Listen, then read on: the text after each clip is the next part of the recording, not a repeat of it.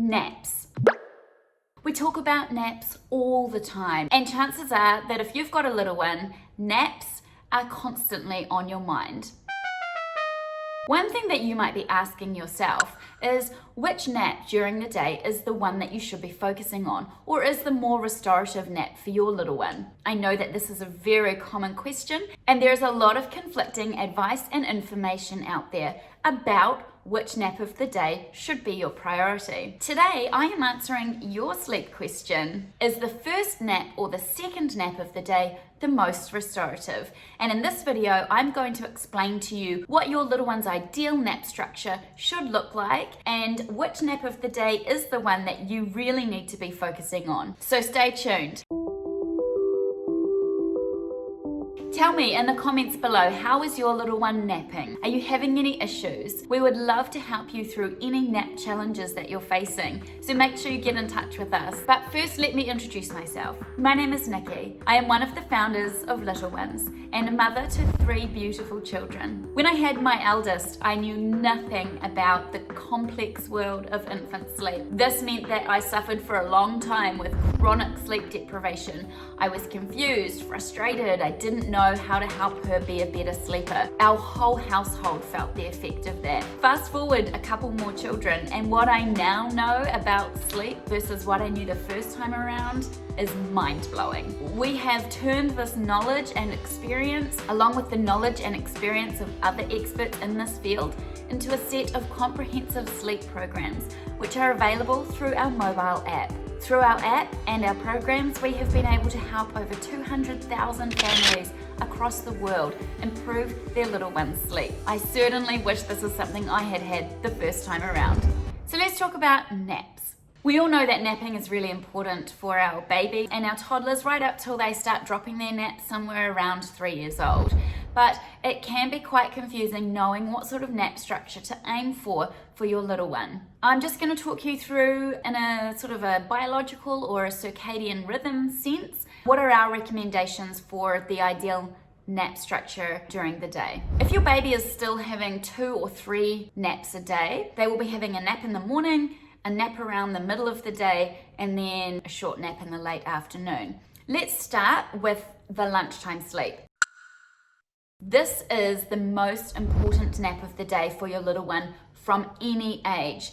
So in our sleep programs and the advice we always give recommends that you focus on this lunchtime sleep for several reasons, which I'll explain now. We always aim for a long restorative nap of a couple hours across the middle of the day. This is because this is when humans actually have a natural dip in energy levels. So it coincides with that sort of increasing sleep pressure that our babies and toddlers have across that period from sort of 12 till 2.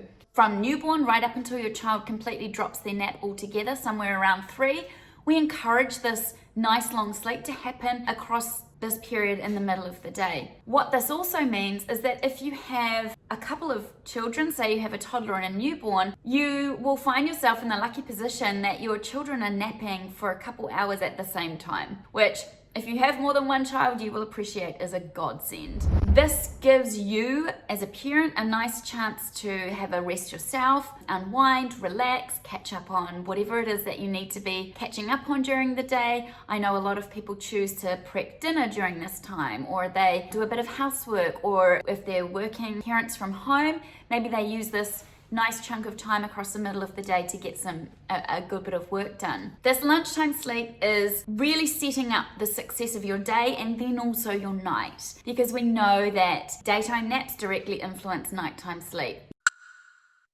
The other reason we aim for this nice long lunch nap is that it gives your child the chance during the morning to get nice and tired so that they will take a nice long sleep here, but then it also gives them enough sleep that they can get through the afternoon and head toward a decent bedtime of say 7 p.m. without getting too overtired. If we look at a scenario where your little one is having a really long good nap in the morning, they're likely to only then sleep for 1 to 2 shorter naps later in the day, and that can lead to a very overtired, grouchy baby come bedtime, which can lead to a lot more nighttime waking. So I'll backtrack a little bit and just explain that at each different age, your baby's nap needs are going to be different. Your baby's nap hours during the day, cumulatively, are relatively specific, and every hour that your little one is napping in the day is affecting somehow, positively or negatively, their nighttime sleep.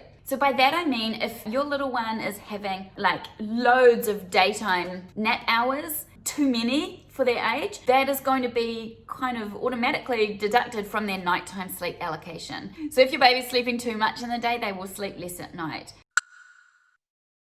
So we need to sort of quite carefully look at the algorithm of their naps, so to speak. If we aim for this nice long lunchtime sleep, then like I said, we can have the morning building up to it and the afternoon will be nice and relaxed.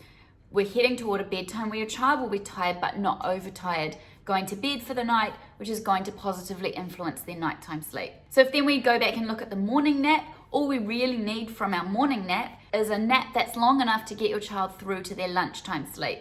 By around 3 months old, it is our recommendation that their morning nap is only about 45 minutes. Yes, this will probably mean you have to wake your baby from that nap, but what it does help to guarantee is that then their lunchtime sleep is going to be longer. What we definitely see is in babies and children who have a long morning nap, as I mentioned, the naps after that are shorter, and that's because they've almost reached the allocation already for their nap hours that day. So they're only going to sleep for shorter stints later on in the day, which can lead to trouble at bedtime and overnight. Now, the tricky thing here is that it's quite easy to get a good nap happening in the morning. And that is certainly true if your baby's maybe woken earlier that day, and actually having a long early morning nap is a contributing factor to early morning waking, but that's a video for another day. But if your baby's woken a bit earlier, their sleep pressure's still quite high, you're putting them down for a morning nap, and there's a semblance still of leftover nighttime sleep, they're probably not overtired yet, so their sleep pressure's high, their body is pressing them to nap.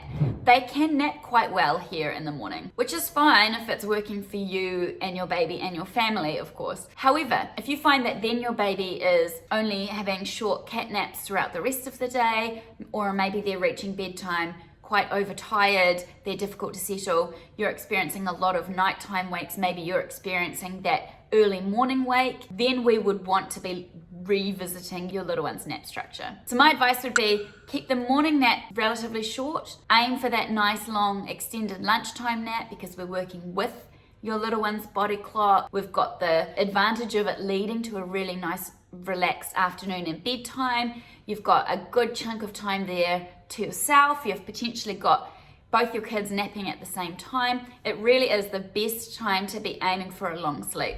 If your little one is still having 3 naps, then you'd want to be having another short nap in the late afternoon just to get them through to bedtime, but you certainly wouldn't be looking at having a very long nap there, or again, it can start to influence their bedtime settling and nighttime sleep. For any more information around napping, we have tons of videos on our YouTube channel which deal with everything from settling to sleep cycles to transitioning through different nap structures. Check out our videos. We have a ton of free articles on our website. And of course, if you need a bit more help, we have our comprehensive sleep programs which give you sleep consultant support through our app as well. So please check out our website, www.littlenones.co, and have a look if we can help you further. Thank you very much for watching, and I'll talk to you again soon.